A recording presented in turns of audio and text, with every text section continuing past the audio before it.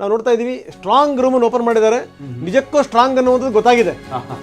ಯಾಕಂದ್ರೆ ಆ room strong ಇದೆಯೋ ಇಲ್ವೋ ಅಂತ ಪರೀಕ್ಷೆ ಮಾಡಬೇಕಾಗಿತ್ತು. ಹಂಗಾಗಿ ಅವ್ರು ಕೀ ತಂದಿರಲಿಲ್ಲ. ನೋಡಿ ಮತ್ತೊಂದು ಸ್ಟ್ರಾಂಗ್ ರೂಮ್ ಬೀಗನ ಓಪನ್ ಮಾಡಬೇಕು.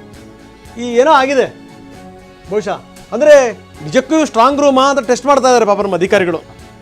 ಎರಡನೇ ಸ್ಟ್ರಾಂಗ್ ರೂಮ್ ಅದ್ರದ್ದು ಕೂಡ ಬೀಗ ತಂದಿಲ್ಲವಂತೆ. ಗ್ರೇಟ್. ಇವ್ರಿಗೆಲ್ಲ ಅವಾರ್ಡ್ ಕೊಡ್ಬೇಕ್ರಿ. ಇವ್ರಿಗೆ ಈಗೆಲ್ಲ ನಾಚಿಕೆ ಆಗಬೇಕು.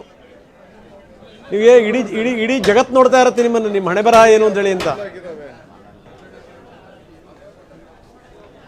ಒಂದು ನೆಟ್ಟಗೊಂದು ನೀವು ಬೀಗ ಹಾಕೊಂಡು ಹೋಗಿರುವಂಥವ್ರು ಕೀ ಥರ ಯೋಗ್ಯತೆ ಇಲ್ಲ ಅಂದ್ರೆ ಏನಿದೆ ಅರ್ಥ? ಇದು ಚಿಲ್ಕ ಹೊಡೆದು ಸ್ಟ್ರಾಂಗ್ ರೂಮ್ ಓಪನ್ ಮಾಡಿದ್ರು. ಈ ಮುಖಾಂತರ ತಾವು ಬಹಳ ಸ್ಟ್ರಾಂಗ್ ಅಂತ ತೋರಿಸಿದ್ರು. ಇನ್ನೊಂದು ಕಡೆಗೂ ಕೂಡ ಮಿಸ್ ಆಗಿದೆ ಅಂತ ನೋಡಿ. 3 ಸ್ಟ್ರಾಂಗ್ ರೂಮ್ಗಳ ಕೀಗಳು ನಾಪತ್ತೆಯಾಗಿವೆ. ಪುಣ್ಯಾತ್ಮನ ಯಾರು? ತಕ್ಷಣ ಹೇಳ್ತಾ ಇದ್ದೀನಿ, ಸಂಬಂಧಪಟ್ಟಿರುವಂಥವ್ರು ಸಸ್ಪೆಂಡ್ ಮಾಡಬೇಕು. ಸಂಬಂಧಪಟ್ಟಂತ ಅಧಿಕಾರಿಯ ತಲೆದಂಡ ಆಗಬೇಕು. ವ್ಯವಸ್ಥೆ ಗಮನಿಸ್ತಾ ಇರಲಿ ಇದನ್ನ.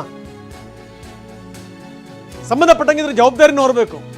ಮೊದಲೇ ಮಾಲ್ತೇಶ್ ಹೇಳ್ತಾ ಇದ್ರು, ಇಡೀ ನಮ್ಮ ಚುನಾವಣಾ ವ್ಯವಸ್ಥೆಯನ್ನೇ ಅನುಮಾನದಿಂದ ನೋಡ್ತಾ ಇದ್ದಾರೆ ಜನ.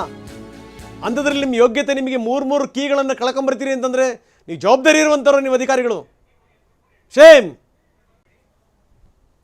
3 ಕೀ ತರಕ್ಕೆ ಯೋಗ್ಯತೆ ಇಲ್ಲ ನಿಮಗೆ.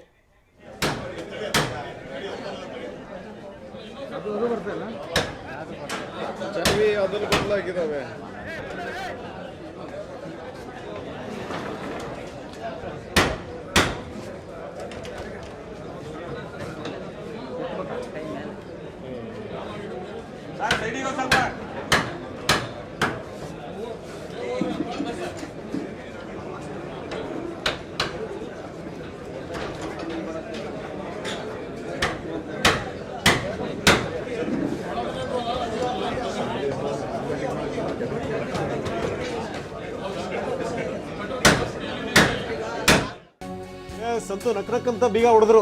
ಇದೊಂದು ದೊಡ್ಡ ಸಾಧನೆ ಇವ್ರದ್ದು.